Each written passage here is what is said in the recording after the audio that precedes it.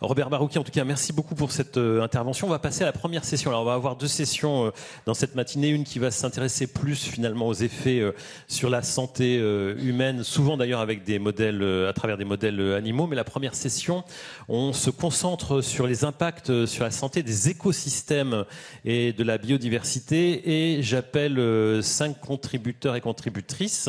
Valérie Simoneau, Stéphane Reynaud, Fabien Pierron, François Brichoux et Tiffaine Mont-Saint-Jean qui vont nous présenter quels sont leurs projets. Alors prenez place directement sur scène, choisissez les places qui vous conviennent. Et je demande immédiatement à Valérie Simoneau d'aller d'abord au pupitre puisque vous allez faire la première de ces interventions.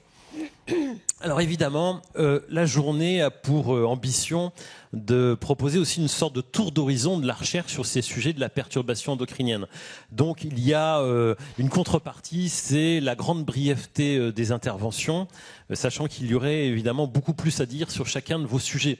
Donc on est vraiment sur un résumé à grands traits de ce que vous avez travaillé, mais qui pour l'auditoire va évidemment être très intéressant. Valérie Simoneau, bonjour. Donc vous êtes responsable de l'équipe régulation et perturbation des rythmes neuroendocrines à l'Institut des neurosciences à Strasbourg. Merci d'avoir fait le trajet. Vous allez nous présenter donc un projet qui s'appelle Season Disruptor. C'est un projet sur 4 ans qui vient de se terminer. Vous travaillez en fait sur l'impact des changements saisonniers sur la fonction biologique. Ces changements de saison qui influent beaucoup sur les hormones, on s'en rend parfois compte.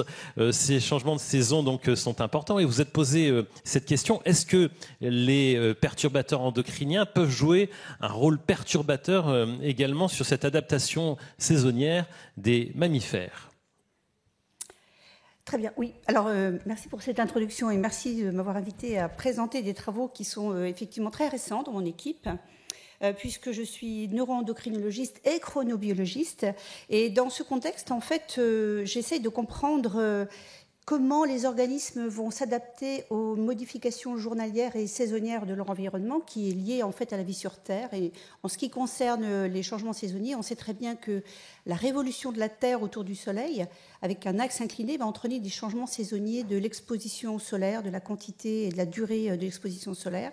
Et les organismes qui vivent sur Terre vont s'adapter en fait à ces modifications saisonnières en présentant des modifications de leurs fonctions biologiques, très nombreuses fonctions biologiques, reproduction, métabolisme, comportement, immunité, humeur et bien sûr j'en passe, migration, etc. Et pour pouvoir s'adapter, en fait, s'engager dans ces processus adaptatifs, les organismes doivent être capables de détecter et d'interpréter les modifications saisonnières de leur environnement. Alors, il y a plusieurs facteurs environnementaux qui présentent des modifications saisonnières: la température, l'humidité, les ressources alimentaires et la durée du jour sur 24 heures, qu'on appelle aussi photopériode. Et donc, ce facteur environnemental est très intéressant parce qu'il est très précis comparativement aux autres et surtout très reproductif d'une année sur l'autre. Et donc, il peut être utilisé, en fait, comme facteur prédictif du changement des saisons. Et donc la plupart des organismes, et surtout les mammifères sur lesquels je travaille, sont capables de discriminer des jours longs et des jours courts, donc qui vont présenter des modifications au cours de l'année, et adapter leurs fonctions biologiques.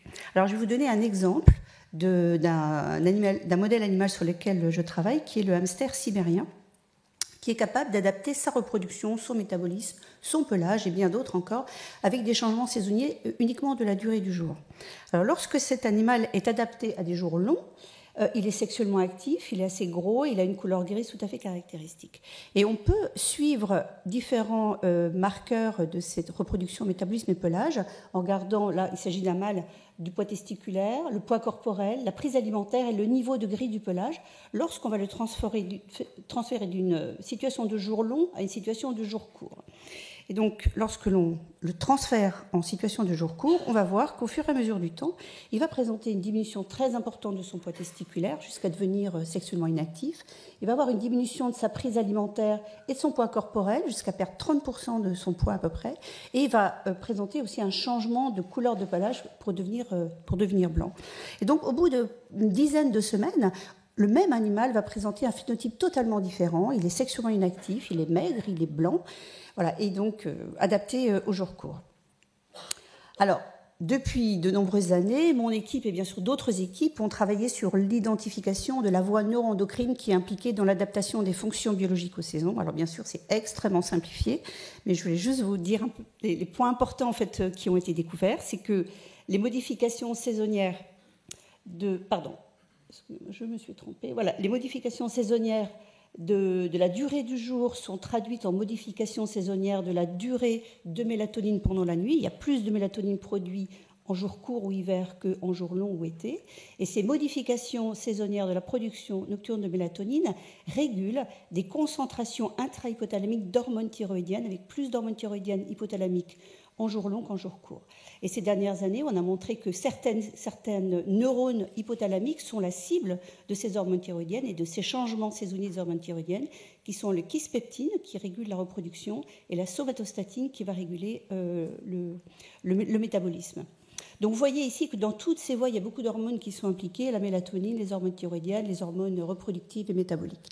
Et donc à un moment, on s'est posé la question, mais si en fait on expose des espèces saisonnières à des perturbateurs endocriniens pendant leur adaptation aux saisons, est-ce qu'il va y avoir une modification de cette adaptation? Donc pour répondre à cette question, on a en fait exposé des animaux à du bisphénol A, donc c'est le perturbateur endocrinien qu'on a choisi. Lorsqu'ils vont présenter une adaptation de jour long à jour court ou de jour court à jour long. Et on a travaillé chez des mâles et chez des femelles, parce que j'insiste beaucoup sur le fait que c'est très important de regarder les deux sexes. Alors là, je vais vous montrer une des expériences qu'on a réalisées, qui est l'effet du BPA sur l'adaptation au jour court. Donc ce qu'on a fait, c'est qu'on avait plusieurs groupes d'animaux. On a des animaux mâles et femelles qui sont restés en jour long, donc qui sont un contrôle positif. On a des animaux en jour long qu'on a basculé en jour court et chez lesquels on a incorporé dans la nourriture différentes doses de BPA, 5, 50 et 500, ou du solvant. Donc on a donné cette nourriture tout au long de leur transfert en jour court. Et pendant ce transfert, on a suivi le poids corporel et la prise alimentaire, le pelage. Et à la fin de 10 semaines, on a prélevé les gonades pour mesurer le poids, le sang pour mesurer des hormones plasmatiques et le cerveau pour analyser différents marqueurs hypothalamiques et notamment la kispeptine et la somatostatine. Alors, qu'est-ce qu'on a obtenu? Je vais vous présenter quelques résultats qui ont été obtenus donc, avec cette expérience. Alors, je vais vous présenter les résultats obtenus que chez les femelles. Pour une fois, ce n'est pas les mâles. Et donc, ce qu'on a vu, c'est que, voilà, comme attendu, les animaux qui sont restés en jour long sont restés sexuellement actifs. Les animaux qui sont passés en jour court ont une diminution de leur poids corporel comme attendu. Ils ont perdu à peu près 30% de leur poids corporel. Et on a vu en rose et en rouge ici que les animaux qui ont été exposés au BPA pendant le transfert ont vu un ralentissement de la diminution de leur poids corporel. Un diminution très significatif, surtout pendant les premières semaines d'adaptation. Quand on regarde l'efficacité alimentaire, qui est une façon d'analyser l'activité métabolique, on voit que, donc on sait que chez les animaux qui passent en photopériode courte, il y a une diminution importante de ce ratio d'efficacité alimentaire, comme attendu, et les animaux qui ont été exposés au BPA ont en fait une diminution moins importante de leur ratio d'efficacité alimentaire, surtout pendant les premières semaines, et qui peut expliquer probablement le ralentissement dans la diminution de la perte du poids corporel. Ensuite, on a regardé le pelage, donc comme je vous ai dit tout à l'heure, les animaux passent d'une couleur grise à une couleur blanche au fur et à mesure de leur adaptation au jour court. Et donc là, on voit qu'ils deviennent plus blancs. La ligne noire représente les animaux contrôle qui deviennent plus blancs. Et ceux qui sont exposés au BPA en rouge et en rose ont un ralentissement aussi de leur blanchissement de pelage. On a regardé, comme je l'ai dit tout à l'heure, certains marqueurs hypothalamiques, notamment le kispeptine et la somatostatine. Donc, pour la kispeptine, on n'a pas vu d'effet significatif de l'exposition au BPA. Par contre, pour la somatostatine, donc on sait qu'il y a une augmentation quand on passe des animaux de jour long à jour court, ici en noir, mais l'exposition au BPA entraîne une inhibition en fait, de cette expression, de cette augmentation de la somatostatine.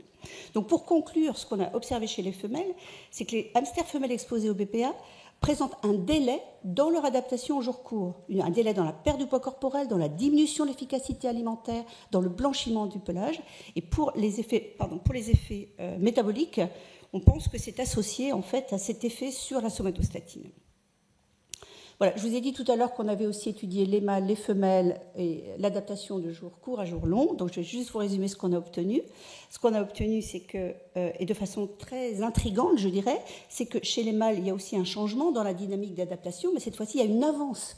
Ils vont perdre plus vite du poids, ils vont perdre plus vite, ils vont blanchir plus rapidement. Et donc on se trouve dans une situation où finalement il y a un déphasage saisonnier entre les mâles et les femelles sur leur adaptation aux saisons qui a probablement des importances en termes écologiques. On a également étudié l'exposition BPA lors du transfert en jour court et en jour long. Et là aussi, on a vu des effets sur la dynamique d'adaptation. Et là aussi, on a vu des différences entre les mâles et les femelles. Donc, juste pour conclure, on a montré que le BPA altère la dynamique de l'adaptation saisonnière des hamsters sibériens avec des effets différents selon le sexe et selon la saison. Et je voudrais juste terminer en remerciant Marie-Azile Moralia, qui a fait en fait tout son travail de thèse sur ce projet, et avec l'aide d'autres membres de mon équipe, Béatrice Botorel, Paul Clausen et Dominique Sioka. Et je voudrais aussi remercier beaucoup Sakina, qui nous a conseillé tout au long en fait, de ce travail qui était nouveau dans notre équipe. Et bien sûr, je remercie l'ANSES, qui a financé le projet que je vous ai présenté aujourd'hui.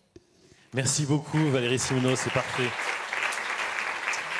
Installez-vous et ensuite nous aurons bien sûr des questions à la fois à distance et depuis la salle. Merci pour cette présentation et on voit bien quand même qu'il y aurait beaucoup plus de choses aussi à dire. On est bien sûr sur un... Alors les animaux sont beaucoup aussi pris à partie. On a l'exemple du hamster avec vous sur lequel vous avez travaillé. On va voir le poisson zèbre tout à l'heure, un poisson qui a d'ailleurs des caractéristiques tout à fait étonnantes. Et puis les amphibiens.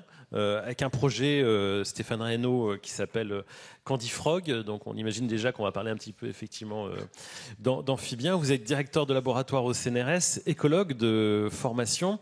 Et à l'origine, la question qui vous préoccupe, c'est la baisse de population des amphibiens. Il se trouve que malheureusement, les amphibiens sont davantage sensibles à première vue à la perturbation endocrinienne. Mais la question que vous êtes posée, c'est effectivement pourquoi, quels sont les effets de la pollution sur leur métabolisme. Et il se trouve que ces amphibiens sont aussi un très bon modèle pour évaluer l'atteinte aux écosystèmes. Donc ça vaut le coup de se pencher sur leur métabolisme et de savoir ce qui se passe à la fin des fins. Merci. Donc, merci pour cette introduction, merci pour cette invitation. Donc aujourd'hui, moi, je vais vous présenter un projet qui a été financé par l'ANSES il y a maintenant 3 ou 4 ans, 3 ans peut-être, qui a débouché sur un projet ANR. Donc on voit bien l'intérêt de ces deux agences pour financer nos recherches. Donc ce projet, il a été fait en collaboration avec le professeur Jean-Baptiste Fini au Muséum national d'histoire naturelle. Alors il s'appelle Candy Frog, grenouille avec du sucre en gros. Et l'idée, c'est la validation de modèles amphibiens pour l'étude des effets métaboliques transgénérationnels des perturbateurs endocriniens. Et d'ailleurs, on aura Jean-Baptiste Fini qui interviendra aussi cet après-midi, qu'on retrouvera sur une autre présentation. C'est ça. Donc, rapidement, un petit contexte, mais Robert Barraud qui l'a présenté. On a une forte augmentation de la prévalence des syndromes métaboliques depuis les années 80. Alors, c'est quelque chose qu'on a attribué, bien sûr, à la génétique, à la malbouffe, à la sédentarité. Et de plus en plus d'études épidémiologiques le relient aux perturbateurs endocriniens. Alors, à l'époque du projet Candy Frog, on essayait de mettre en relation l'exposition au PE et puis les maladies métaboliques. Et c'était en général fait sur des modèles rongeurs avec des fortes concentrations en périnatale souvent. Donc nous, à l'époque, on s'est dit, mais il n'y a pas de modèle vraiment qui existe pour mettre en évidence les perturbateurs endocriniens, alors à action métabolique, à l'époque on appelait ça comme ça, on peut l'appeler comme ça d'ailleurs toujours, aux concentrations auxquelles ils sont présents dans les écosystèmes et notamment l'eau. Et nous, on s'est dit, le modèle Xenop, est-ce que ça ne pourrait pas être une alternative au modèle rongeur? Alors nous, on s'intéresse au côté écologie, mais là, on peut le voir comme un modèle d'étude pour mettre en évidence les maladies métaboliques chez l'homme. Donc à l'époque, il y avait des modèles transgéniques qui existaient déjà pour voir la perturbation de la thyroïde, de la voitination pi par gamma. Et puis ce modèle, il partage de nombreuses voies métaboliques avec l'homme, donc il est transposable quelque part à ce qu'on peut retrouver chez l'homme. Alors qu'est-ce qu'on a fait pour mettre en évidence ça? On a pris des xénopes qu'on a exposés du stade tétard jusqu'au stade adulte mature, donc ça fait 1 an à peu près, à différentes molécules. Alors à l'époque, on avait pris le benzopyrène, qui était un perturbateur endocrinien avéré, qui est carcinogène aussi, mais qui est avéré. Le triclosan, qui à l'époque était suspecté, maintenant on sait que c'est un perturbateur endocrinien, et une mixture des deux. Et on s'est attaché à prendre des faibles concentrations, c'est-à-dire on a pris 50 nanogrammes par litre, parce que c'était l'ANQE, donc les normes de qualité environnementale pour ces deux molécules, et surtout c'était les normes à ne pas dépasser dans l'eau de boisson pour l'OMS. À cette époque-là, je ne sais plus si c'est le cas encore. Donc qu'est-ce qu'on observe à l'âge adulte? Donc là, je vous montre rapidement ce qui se passe. On a une stéatose hépatique qui s'est développée au bout d'un an d'exposition de nos xénopes. Donc là, vous avez des coupes de foie avec des petites gouttelettes de lipides, quel que soit le perturbateur endocrinien et le traitement qu'on utilise. Lorsqu'on fait des tests de tolérance au glucose, c'est quelque chose qu'on utilise chez les femmes enceintes pour évaluer le diabète gestationnel. On a fait la même chose chez nos amphibiens, on les a injectés avec du glucose, mais on voit qu'ils sont incapables, vous avez les courbes en haut, de réguler le glucose. Et puis cette incapacité à réguler le glucose, elle s'accompagne d'une baisse du contenu musculaire en glucides et d'une surproduction d'insuline. Là, vous avez des îlots de Langerhans avec une surproduction d'insuline. Et donc, si vous montrez ça à un médecin, il va vous dire, votre patient, il est soit prédiabétique, soit diabétique. Bon, mon patient, c'est un xénope, donc c'est assez rigolo, mais on a réussi à faire devenir des xénopes diabétiques avec des concentrations environnementales. Donc, le xénope, à l'époque, il apparaissait comme un modèle prometteur pour mettre en évidence des perturbateurs endocriniens à action métabolique aux concentrations et sur présence dans l'environnement. Et le but du projet Candy Frog, c'était de voir si les effets qu'on observait en F0, donc sur la génération exposée, étaient transmissibles aux petits-enfants pour voir les effets transgénérationnels, puisqu'on sait que les perturbateurs endocriniens ont ce genre d'effet. Et donc, c'était aussi valider ce modèle pour mettre en évidence de nouveaux perturbateurs endocriniens qui pourraient être à action métabolique. Alors, qu'est-ce qui se passe? Enfin, comment on a fait pour faire ça? On a pris notre génération exposée, on l'a fait se reproduire, on a obtenu la génération F1 non exposée, puis on était jusqu'à la génération F2, qui suffit chez les amphibiens à mettre en évidence des effets transgénérationnels. Et donc, qu'est-ce qu'on remarque sur la génération F2? Quand on regarde le développement, on a une mortalité accrue des têtards, donc jusqu'à la métamorphose, quel que soit le composé. On a un âge à la métamorphose qui est retardé, donc ça, pour les amphibiens, d'un point de vue écologique, c'est pas très bon, parce que si la mare s'assèche, il meurt, uniquement pour le BAP. Et puis, ça s'accompagne d'un âge à la maturité sexuelle qui est retardé. Alors, je vous ai mis les femelles, mais c'est exactement pareil chez les mâles, uniquement pour le BAP. Donc, il y a bien un effet, une conséquence métabolique de cette exposition des grands-parents. Quand on regarde, alors là, je vous ai mis que les femelles parce qu'on n'a pas d'effet chez les mâles à l'âge adulte. Quand on regarde les différents paramètres, on voit qu'on a une glycémie qui est augmentée, une glycémie à jeun chez les xénopes dont les grands-parents ont été exposés au benzopyrène et à la mixture. Et puis on a plutôt un effet sur les triglycérides plasmatiques et le cholestérol plasmatique chez les xénopes dont les grands-parents, je le répète, ont été exposés au triclosan et à la mixture. Donc tout se passe comme si le benzopyrène portait plus des effets sur le glucose, et puis le triclosan portait plus des effets sur la circulation des lipides. Et on sait que c'est un mécanisme bactéricide connu du triclosan, ça agit sur les membranes des bactéries. Donc c'est assez rigolo. Lorsqu'on regarde la tolérance au glucose des petits-enfants, on voit que ce soit pour les femelles ou les mâles, ils sont toujours intolérants au glucose. C'est-à-dire que les femelles dont les grands-parents ont été exposés au benzopyrène sont toujours intolérantes au glucose, pas pour les autres traitements. Et chez les mâles, c'est pour le BAP et la mixture où ils sont toujours intolérants au glucose. Donc il y a bien une transmission qui se fait. Alors si on parle de transmission transgénérationnelle, on imagine tout de suite l'épigénétique. Donc on a regardé la méthylation de l'ADN, qui est un des mécanismes reconnus pour les transmissions épigénétiques, au niveau hépatique. Et on voit que l'exposition des grands-parents aux perturbateurs endocriniens structure complètement, on a 4 populations différentes, la méthylation de l'ADN des petits-enfants. Et lorsqu'on regarde les gènes dans lesquels tombent ces petites petites modifications de l'ADN, ça tombe, lorsqu'on fait de l'enrichissement des voies métaboliques, dans des voies métaboliques associées à la résistance à l'insuline, la perturbation du système lipidique, etc., etc. Donc il y a bien quelque chose qui transmet, et il y aurait sûrement un mécanisme épigénétique là-dessous. On n'est pas allé plus loin pour l'instant. Alors si on parle biomarqueurs maintenant, quel que soit le traitement considéré, quelle que soit la génération, F0, F1, F2, on a fait de la transcriptomique hépatique. Et puis on a aussi fait cette transcriptomique hépatique avec les mêmes perturbateurs endocriniens lors d'exposition à court terme, à plus forte concentration, donc de 24 heures. Et ce qui est intéressant, c'est que les voies métaboliques affectées à long terme, c'est exactement les mêmes voies métaboliques que celles affectées à court terme. Donc en gros, pourquoi faire une exposition à long terme alors qu'on pourrait le voir avec des expositions plus courtes pour mettre en évidence ces perturbateurs endocriniens. Et puis s'il y a présence de BAP, on a systématiquement la voie de la néoglucogénèse qui est activée, quel que soit le mâle ou femelle, le sexe, ou quelle que soit la génération, et on a toujours la phosphoénol pyruvate carboxykinase, qui est une enzyme clé de cette néoglucogénèse. Donc la néoglucogénèse, c'est la production de glucose par des précurseurs non glucidiques, qui est systématiquement activée. Donc on a peut-être trouvé un petit biomarqueur sympa de la présence de BAP dans le milieu. Alors, si on résume rapidement les résultats de ce projet, si on se dit est-ce que le modèle XNAV est une alternative au modèle rongeur, on a montré qu'une exposition aux perturbateurs endocriniens à la NQE, c'est-à-dire aux concentrations qui sont autorisées dans les eaux naturelles, engendre des effets métaboliques. Donc oui, ça peut mettre en évidence des perturbateurs endocriniens à action métabolique aux concentrations auxquelles ils sont présents dans les écosystèmes. Les effets observés en exposition aiguë sont, ou au moins les voies sont identiques à celles en exposition à long terme, donc qui durent 1 an.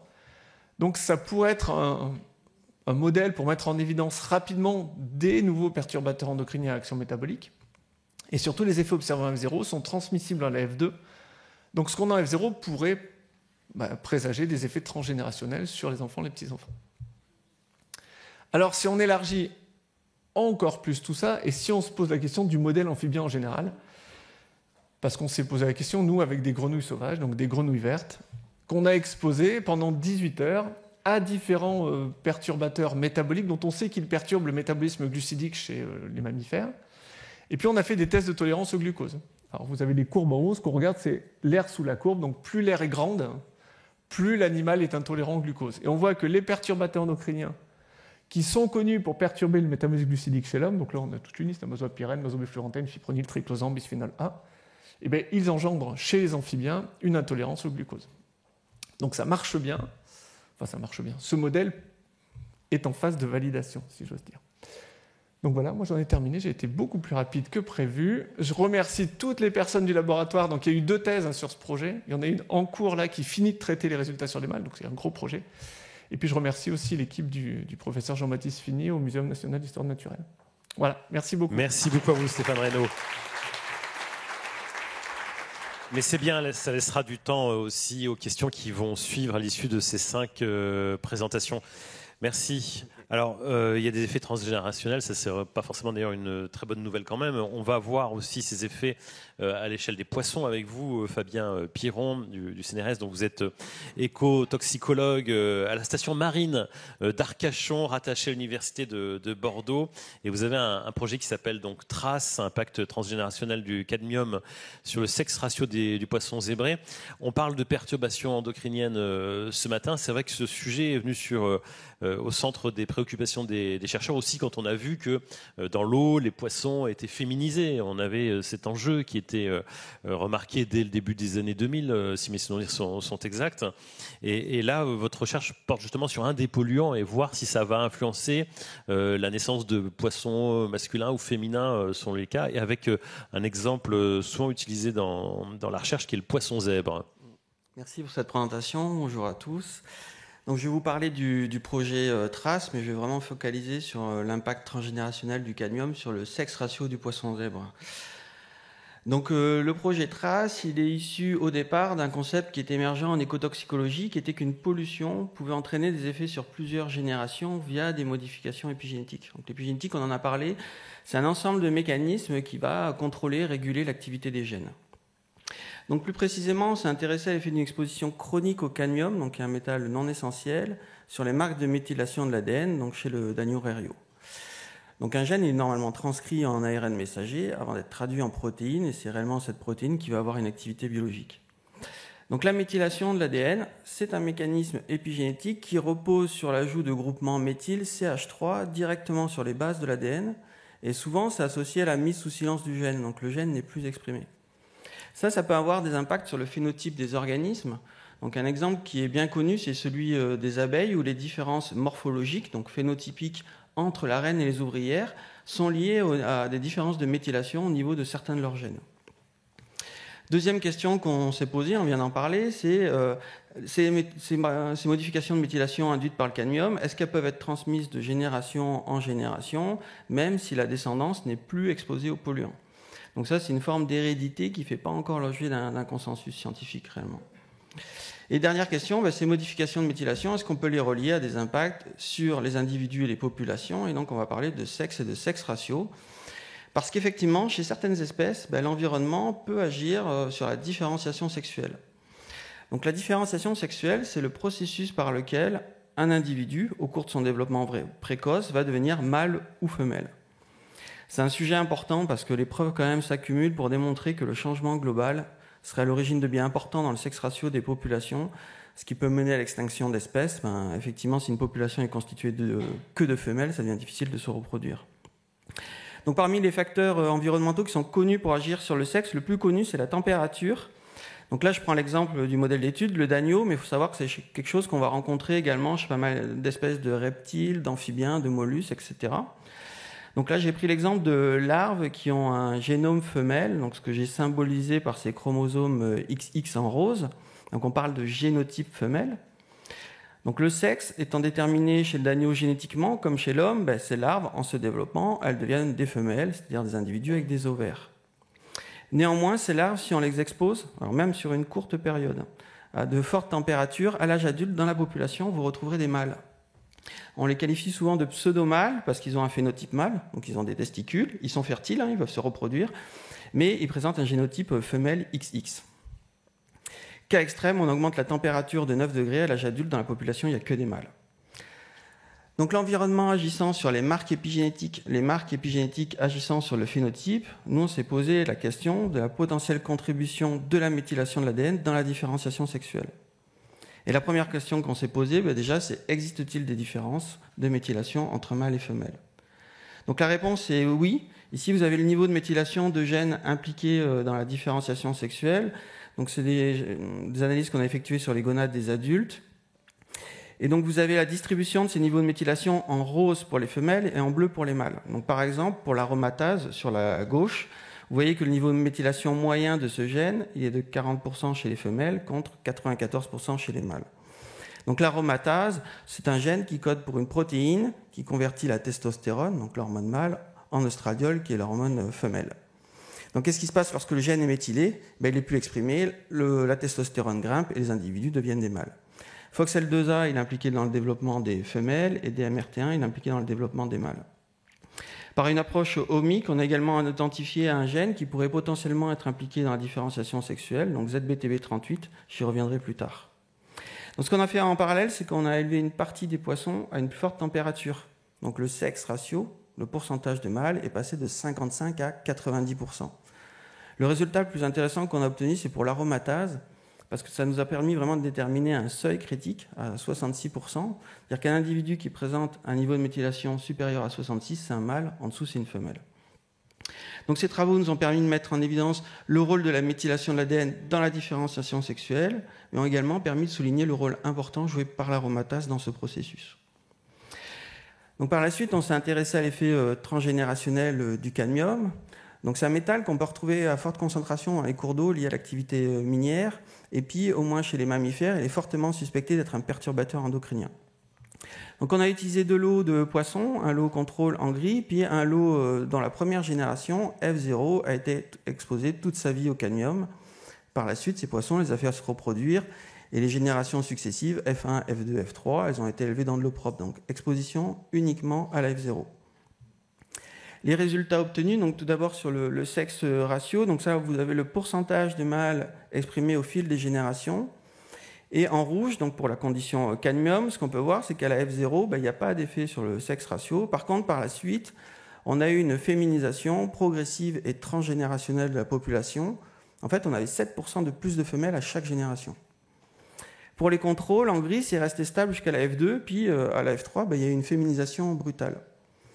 Alors le seul paramètre qui a varié au cours de notre expérience, pour des raisons techniques, c'était la densité. C'est-à-dire qu'à la génération F2, on avait 2 fois plus de poissons dans les aquariums. Donc c'est un facteur social.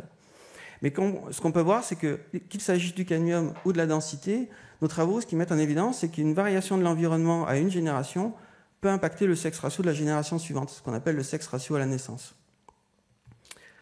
Qu'en est-il maintenant de l'effet transgénérationnel du cadmium sur la méthylation des gènes? Donc on a observé un effet du cadmium sur le gène FOX dans les gonades des femelles, donc uniquement chez les femelles et de la génération F0 à F2. Donc ce qui est intéressant, c'est quand on regarde ce résultat, on regarde de l'évolution du sexe ratio. On voit que le cadmium a entraîné une hypométhylation et que cette hypométhylation, en fait, elle a précédé la féminisation de la population. Et on a le même constat quand on regarde les contrôles en F2, plus forte densité, associée à une hypométhylation du gène, elle-même associée à une féminisation à la génération suivante, F3. Donc tant et si bien que lorsqu'on regarde la relation entre ces deux variables, c'est-à-dire entre le niveau de méthylation de phox dans les mères et le sexe ratio de leur descendance, on a une corrélation qui est très forte et très significative. Donc elle peut paraître assez surprenante, elle peut s'expliquer, enfin du moins en partie, par la relation existant entre le niveau de méthylation de phox dans les gonades des mères et le niveau de méthylation de l'aromatase dans les larves de la génération suivante. Donc on a une relation mère-enfant. Et là encore, on a une corrélation qui est très forte, très significative. Et vous vous rappelez, l'aromatase, c'est ce gène pour lequel on avait vraiment un seuil critique et qui convertit la testostérone en estradiol. Donc, autre mécanisme épigénétique là, qui repose sur le gène ZBTB38. Donc, l'ADN, c'est une double hélice, elle est constituée de 2 brins. Et il n'y a qu'un brin qui est utilisé et lu pour produire l'ARN messager.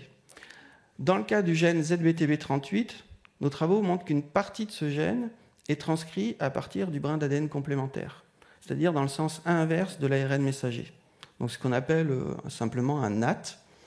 Et nos travaux ont montré que chez les femelles, le cadmium entraîne une surproduction de ce NAT.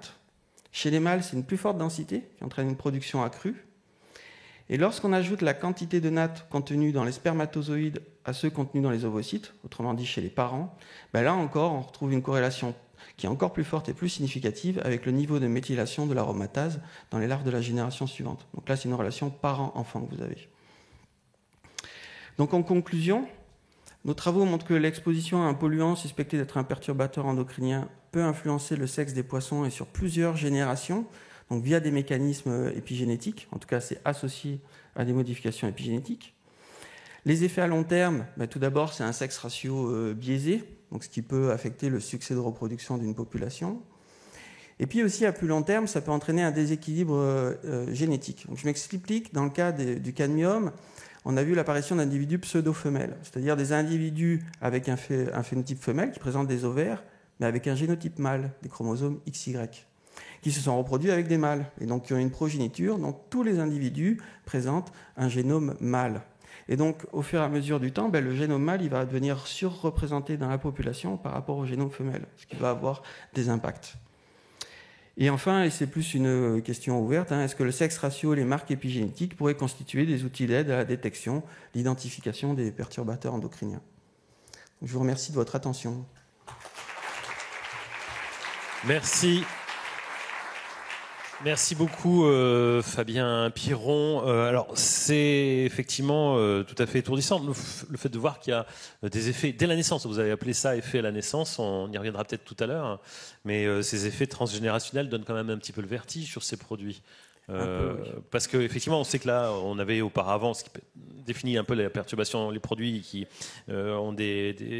fournissent ou produisent des perturbations endocriniennes, c'est le fait que c'est pas la dose qui fait le poison. Il peut y avoir très peu de doses, peu de quantité, et ça a les effets. Là, je ne l'ai pas dit, mais on a utilisé des concentrations qui sont environnementalement réalistes qu'on peut trouver à la sortie de sites d'extraction minière, par exemple. Ouais. Venez vous installer, on reviendra sur les questions tout à l'heure. Alors, cette question de la dose, vous l'avez particulièrement travaillée, François Brichoux. Vous êtes au Centre d'études biologiques de Chizé, pour le CNRS La Rochelle Université, avec un projet qui s'appelle BioDetox, concernant la toxicité sublétale des produits phytosanitaires, avec des niveaux d'exposition et tests expérimentaux sur la biodiversité ordinaire. Alors déjà un point, ce qu'on appelle les effets sublétaux, donc on est non létal, on n'est pas encore en tout cas létal. Globalement, ce sont des effets qui diminuent la capacité d'une population ou d'un individu à se maintenir à l'équilibre finalement, mais qui va donc finalement produire un déséquilibre majeur, l'équivalent un peu d'une maladie chronique, mais sans aller jusqu'au décès. C'est ça le principe. C'est exactement ça. Merci pour cette introduction. Bonjour à toutes et à tous. Donc moi, je vais vous présenter ce projet qui visait à comprendre les effets des produits phytosanitaires sur ce que j'appelle la biodiversité ordinaire, donc les animaux qui évoluent dans un milieu qui peut potentiellement être contaminé. Et donc c'est un projet qui a été financé par l'ANSES en 2019 et que je n'ai pas mené tout seul. J'ai mené ça en collaboration avec un collègue, Frédéric Angelier du laboratoire, et ça nous a permis aussi d'encadrer plusieurs étudiants, doctorants ou post-doctorants sur ce projet, donc Pauline Belot, Marion Cheron, Mathias Renoir et Sabrina Tartu.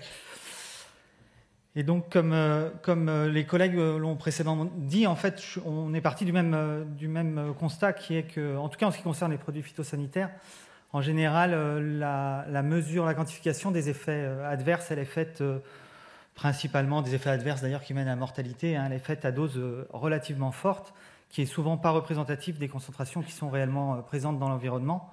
Dans l'environnement, ces produits sont présents en concentration beaucoup plus faible. Si on s'intéresse à la matrice aquatique, par exemple, c'est des doses qui sont de l'ordre du microgramme par litre, par exemple.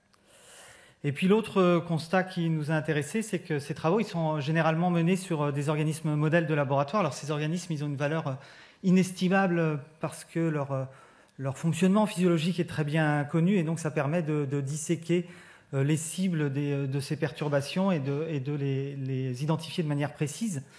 Mais par contre, c'est des organismes qui ont subi une sélection en conditions de laboratoire pendant des générations, des dizaines, parfois même des centaines d'années. Et donc, ça a mené à une canalisation des génotypes et donc des phénotypes qui sont exprimés. Or, la biodiversité, elle est beaucoup plus complexe parce qu'elle présente une diversité de réponses à la fois entre grands groupes taxonomiques, mais aussi entre espèces, populations, même entre individus. Et donc, c'est à partir de ces constats qu'on a monté ce projet. C'est un projet qui a été structuré en 2 volets complémentaires.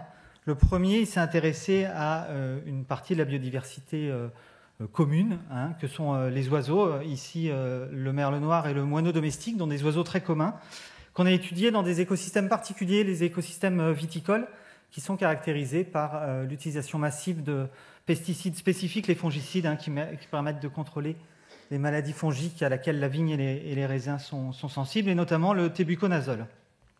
Et donc on a fait un aller-retour assez régulier entre des suivis de terrain in natura, à la fois pour qualifier, quantifier ces populations d'oiseaux, mais également quantifier les concentrations de ces substances auxquelles ils étaient exposés, à la fois par des dosages dans des matrices environnementales, mais aussi des dosages dans le plasma sanguin de ces oiseaux. Donc ça, c'est des dosages qui ont été faits en collaboration avec le laboratoire EPOC de Bordeaux. Et puis, on a également mené des tests expérimentaux sur les mêmes animaux qu'on a ramenés au laboratoire, qu'on peut élever en captivité et donc reproduire ces expositions naturelles au laboratoire en conditions contrôlées.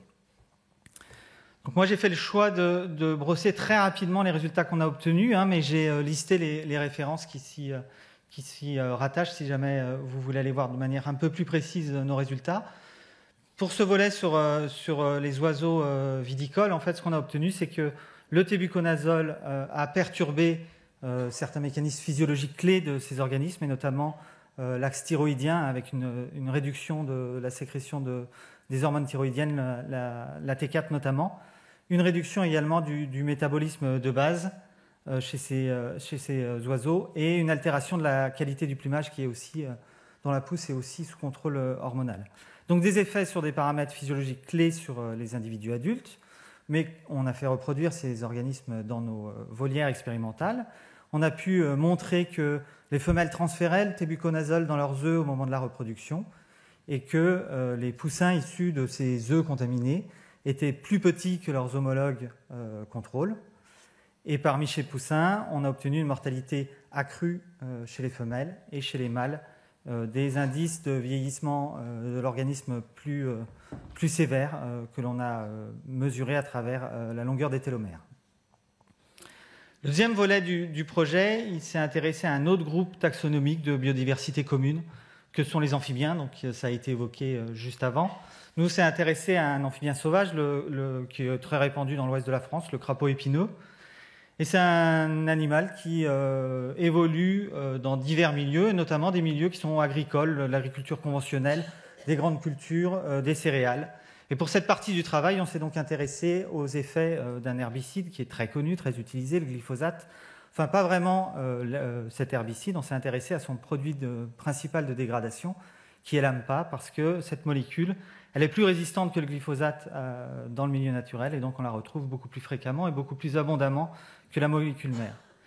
Et de la même manière que pour les oiseaux, on a fait un aller-retour entre suivi in natura et tests expérimentaux, suivi de population sur le terrain, ce qui nous a permis de mesurer donc les concentrations réellement présentes de cet AMPA dans les milieux dans lesquels ces animaux se reproduisent, des mesures qu'on a effectuées à travers des partenariats avec les agences de l'eau Loire-Bretagne et Adour-Garonne et un laboratoire d'analyse, le laboratoire Qualys.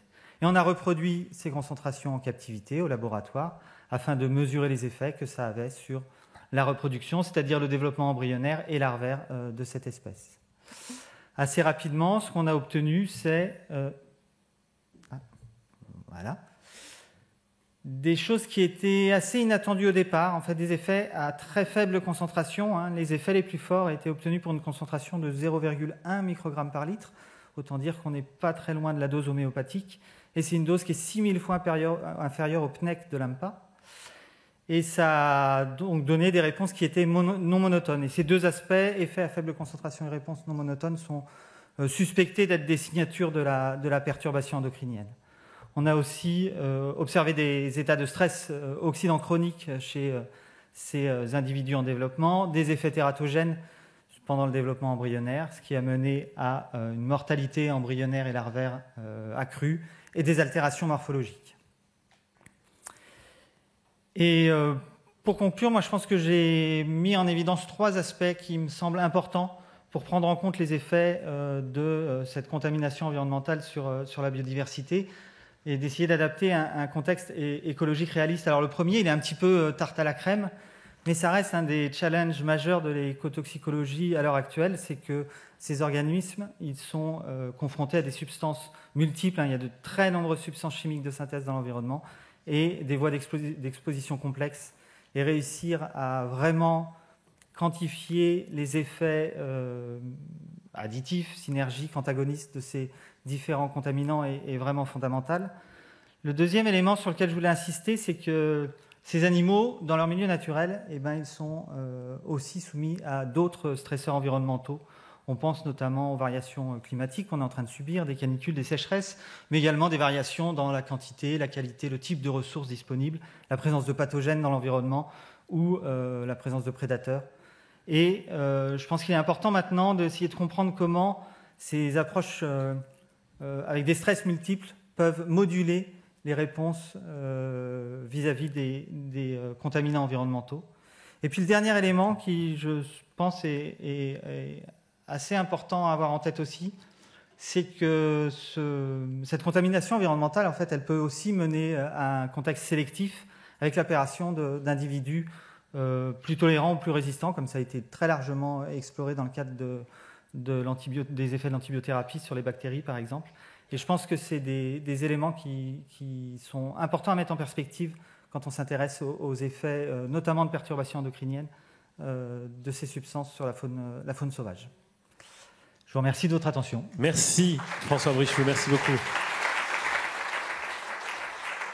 Ouais, et la question qu'on peut se poser, c'est si le terme produit phytosanitaire est totalement adapté au final, parce que c'est pas très sanitaire tout ça hein, dans l'ensemble, et même à faible dose, on vient de le voir pour certaines molécules.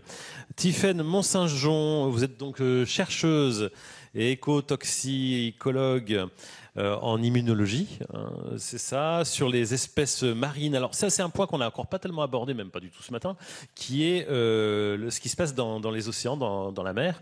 Et vous avez mené un projet sur ce thème. Depuis quelques années, il y a une prise de conscience internationale concernant l'influence des perturbateurs endocriniens sur les écosystèmes marins.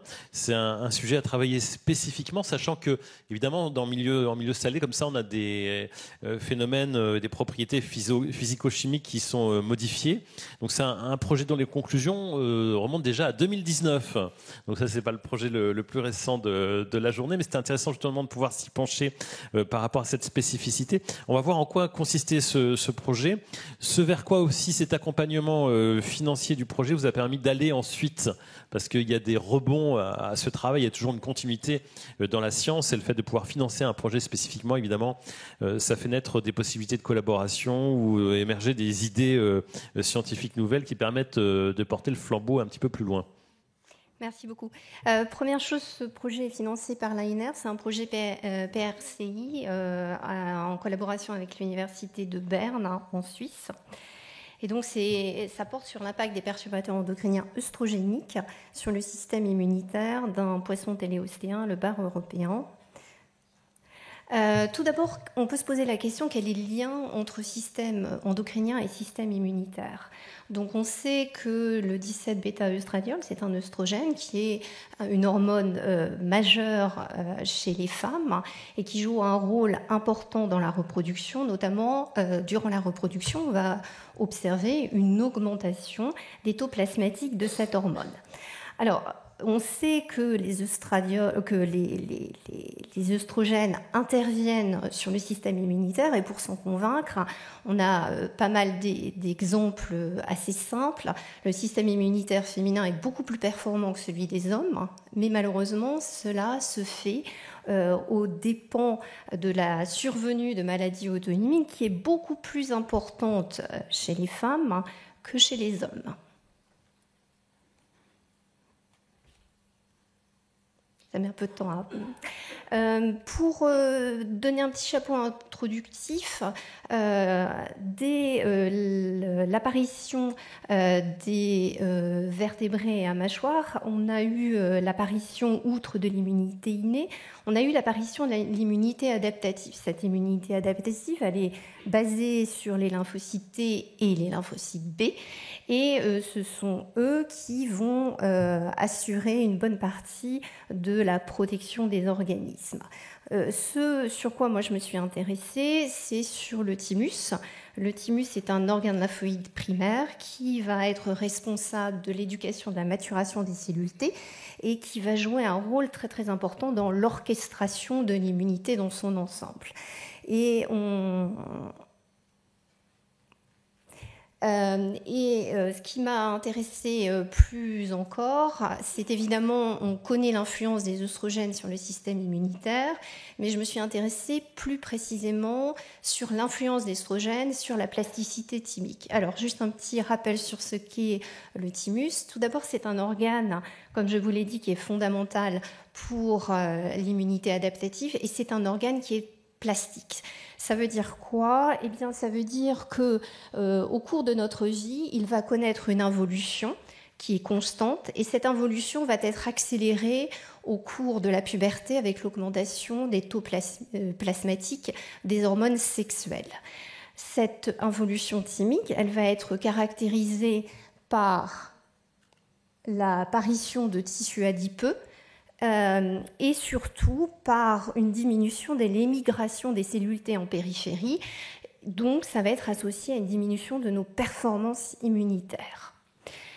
Dans le cas de cette involution, on a un contexte physiologique qui est tout à fait normal. Quand une femme est enceinte, sous l'effet de ces hormones, on va observer une atrophie thymique. Et cette atrophie thymique, elle a pour but de générer une tolérance vis-à-vis du fœtus. Dès qu'elle aura donné naissance à son enfant, la femme verra de nouveau recroître son thymus qui va revenir vers une immunité plus importante. Donc ça nous montre bien que cette involution thymique, elle est sous contrôle des œstrogènes et que ces œstrogènes vont contrôler notre plasticité thymique. Alors, nous, on s'est intéressé, comme je vous l'ai dit, à un poisson qui est le bar. Du point de vue phylogénique, ce bar dispose lui aussi d'un système immunitaire adaptatif. Et la première chose qu'on a faite, c'est évidemment d'observer la distribution des différents récepteurs aux œstrogènes dans ce micro-environnement thymique. Et ce micro-environnement thymique, le thymus, il est divisé en cortex, en médula. On a une régionalisation.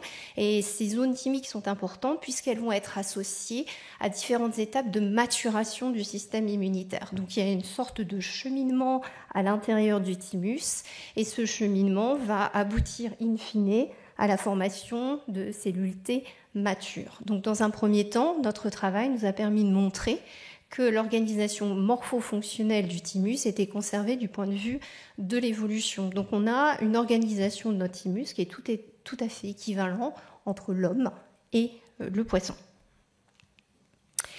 Ensuite, on s'est intéressé à la régulation hormonale et on s'est posé la même question que celle qu'on peut se poser chez les mammifères. Existe-t-il là aussi une plasticité thymique chez le poisson? Donc, pour répondre à cette question, on a tout simplement observé des poissons au cours du développement et on s'est aperçu que lorsqu'on a la mise en place de l'aromatase, la production de stradiol, on avait l'apparition d'une atrophie thymique. Donc sur le même principe que chez les mammifères, nous observons aussi cette atrophie thymique. Alors là aussi, quand on observe un phénomène, il faut se poser les questions. Quelle est l'implication écologique de cette régulation œstrogénique? Est-elle en relation avec la reproduction? Donc, chez le bar, la reproduction est là aussi associée à une augmentation du taux plasmatique d'hormones sexuelles. Et la caractéristique du bar, c'est un poisson qui a une reproduction en période hivernale. Or, en période hivernale, on observe des changements importants à la fois du point de vue de la photopériode et de la température. Donc il fallait dans un premier temps qu'on puisse étudier à la fois l'impact des facteurs environnementaux, photopériode et température, mais aussi des facteurs endogènes, les concentrations hormonales, afin de comprendre comment cette plasticité thymique pouvait exister. Alors, je passe énormément de choses et j'arrive un petit peu à la conclusion. La conclusion de tout ça, c'est quoi? C'est de se dire que le poisson en période de reproduction ou la femme lorsqu'elle est durant une grossesse, en période de grossesse, ils vont tous les deux avoir des niveaux physiologiques élevés de stradiol qui vont se caractériser par une atrophie thymique. Alors cette atrophie thymique, elle sert à quoi? Eh bien, elle va être caractérisée, comme vous pouvez le voir ici, par une stratégie immune qui est un shift d'une immunité adaptative coûteuse vers une immunité qui est dite innate-like, donc c'est une immunité qui est moins coûteuse et qui va permettre de générer une tolérance. Alors, cette immunité moins performante et cette tolérance, dans le cas de notre poisson, va lui permettre de s'adapter aux faibles températures. Pourquoi? Parce que quand les températures sont plus faibles, les proliférations cellulaires sont moins importantes, il y a moins d'expansion clonale, et donc on va avoir tendance à produire une immunité qui est moins coûteuse. La deuxième chose, c'est que le poisson, durant cette période, va entrer en migration, va connaître des nourritures différentes et donc va indirectement générer une immunité qui va lui permettre de moins réagir à une nourriture auquel il n'est pas habitué. Et puis on voit ici que ce soit chez le poisson ou chez la femme, donc là, du point de vue de la conservation en termes d'évolution, dans les deux cas, on va avoir une réallocation d'énergie au système reproducteur. Pour avoir une immunité de faible coût, pour pouvoir avoir une allocation énergétique sur deux systèmes très coûteux, ce n'est pas possible. Donc le poisson va devoir faire comme la femme, il va devoir faire un choix, et ce choix, ça va être de diminuer son immunité de façon à entrer en période de reproduction. Cet arbitrage se fait via le métabolisme, qui est lui-même aussi une cible des perturbateurs endocriniens. Donc là, on a trois partenaires, l'immunité, la reproduction, l'intermédiaire, le métabolisme, et tout ça, normalement, se fait de façon parfaitement orchestrée. Alors, ce qui nous a intéressé aussi, c'est d'étudier la plasticité du thymus avec l'âge, et notamment la période de développement du système immunitaire. Pour ce faire, on a souhaité déterminer s'il existait des fenêtres critiques durant l'ontogénèse du thymus. Et pour ce faire, on a pris des éleveurs de différents âges, des âges qui couvrent des étapes clés de développement du système immunitaire, et on les a exposés à différentes concentrations de stradiol. Et là, j'entends bien des stradiol exogènes. On rajoute des concentrations de stradiol sur les concentrations qui sont bien endogènes. De 20 et 200, 2 et 20 étant des concentrations qui sont tout à fait réalistes et qu'on retrouve dans l'environnement. On a fait une évaluation du volume du thymus, du cortex et de la médula, donc on a cherché à comprendre si on avait une modification de la régionalisation, sachant que la régionalisation est associée aux étapes d'éducation et de maturation des cellules T. Alors, pour faire de nouveau très très rapide, on s'est aperçu que cet œstradiol exogène allait affecter la régionalisation du thymus et la maturation des cellules T. Il ne faut jamais oublier qu'on est en train de construire le répertoire, on est en train de faire l'apprentissage du soi et du non-soi, et donc on est en train de construire notre système immunitaire. Donc ça, ce sont des éléments importants. Alors, puisque le temps est compté, alors là, il y a des choses qui ont disparu, mais ce n'est pas grave. Pour arriver à la conclusion, donc dans un premier temps, ça nous a permis de participer à l'évaluation des risques environnementaux. Comme vous pouvez le voir, le poisson et l'humain ont des systèmes adaptatifs qui sont tout à fait proches. Quelques exceptions près, évidemment, puisque le poisson n'a pas de ganglions, donc il y a quand même des petites différences. Mais ceci étant, on est sur des systèmes immunitaires qui sont très très proches. Donc ça nous permet aussi de pouvoir contribuer à la mise en place éventuellement de biomarqueurs. Pour l'instant, il n'y a pas d'évaluation qui est faite de l'impact sur l'immunité. Deuxième élément important, c'est l'impact du réchauffement climatique. Le poisson est dans un équilibre où il va réallouer son énergie entre l'immunité et la reproduction. Il le fait à des moments clés en hiver, la charge pathogénique est peu importante. Le réchauffement climatique va augmenter cette charge pathogénique et le poisson ne sera absolument pas adapté dans sa capacité immunitaire à pouvoir faire face. On a également participé dans le cas de projet AquaExcel à de l'évaluation en aquaculture et à notre petite échelle, on essaie de mettre en place un test réglementaire pour détecter les molécules à activité œstrogénique en prenant en compte l'ensemble des récepteurs aux œstrogènes qui sont présents chez le bar. Merci. Merci Tiffany Mont-Saint-Jean.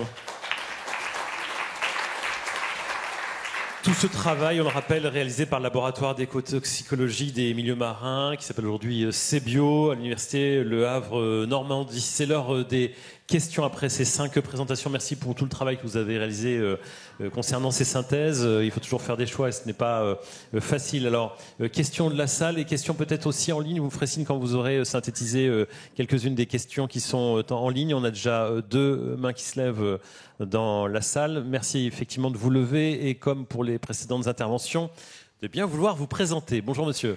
Bonjour, Grégory Lemkin, laboratoire Watchfrog. Je voudrais rebondir sur la présentation de Fabien Piron et peut-être, j'ai trouvé assez intéressant de faire un lien avec la présentation suivante de François Brichoux parce que c'est très intéressant cette influence épigénétique sur la détermination sexuelle, mais je me suis demandé, comme le zébrafish est justement un modèle où la détermination sexuelle chromosomique est très différente entre les espèces en laboratoire et les espèces sauvages.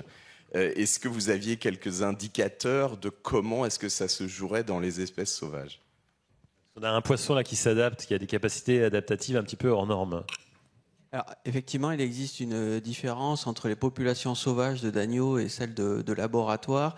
Chez les sauvages, il existe des chromosomes sexuels qui ont disparu au cours de la domestication au laboratoire. Et donc la détermination du sexe des individus de laboratoire, elle est quand même génétique, mais elle est polygénique. C'est des gènes qui sont dispersés un peu partout dans le génome.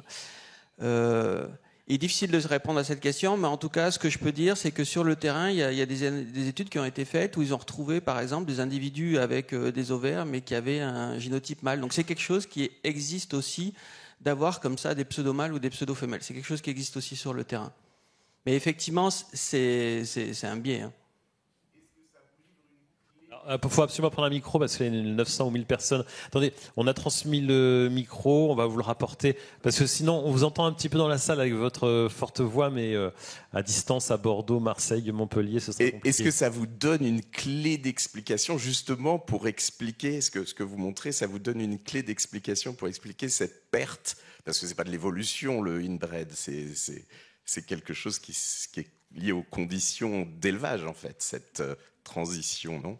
Oui, qu'il y a une sélection, clairement, et aussi des reproductions qu'on va qualifier de consanguines quand même depuis une trentaine d'années là pour la recherche. Clé pour l'évolution, je ne sais pas, mais c'est quelque chose auquel je m'intéresse et j'essaye d'aller voir dans le génome des poissons sauvages, mais il y a moins de données que disponibles pour ceux de laboratoire. Merci pour cette précision supplémentaire. Pas d'autres remarques? Alors on va transmettre le micro pour une seconde question. Merci de vous lever, merci. Allez, merci beaucoup. Nicolas Marquis, Montpellier, CNRS. J'ai 2 ou 3 questions. Une un peu générale, en fait, par rapport au projet de Fabien. Donc, vous avez parlé de cadmium. Est-ce qu'il y a des études, des possibilités de faire des études sur des cartographies, sur la géographie de la distribution de cadmium, et si dans les proximités, il y a des populations qui ont eu donc les mêmes troubles que tu as trouvés dans ton modèle. Oui. Alors le Dagno, il est originaire d'Indonésie. Chez l'homme. Pardon? Chez l'homme, chez les humains. Ah, chez les humains, la distribution du cadmium. Par exemple, il y a beaucoup de cadmium dans un bassin d'eau, je ne sais pas où, et la population chez l'humain est exposée à. D'accord. Chez l'humain, la contamination, alors je m'y connais moins bien parce que moi je suis vraiment en environnement et puis surtout encore sur la session écosystème là. Ouais. Mais la contamination, elle est plutôt atmosphérique et c'est beaucoup chez des travailleurs, etc. où il peut y avoir les problèmes qui se posent, c'est au niveau des reins souvent. D'accord. Mais j'ai pas de cartographie. Je vais dire des bêtises. Merci beaucoup Nicolas Marquis. On vous retrouvera d'ailleurs tout à l'heure dans la journée. On a des questions en ligne, j'imagine. Isabelle Charon de l'ANSES. En train de compiler un petit peu les remarques qu'on a sur le webinaire. Oui, une question, en fait 2 questions pour Madame Simoneau concernant les doses de bisphénol A utilisées dans vos expériences.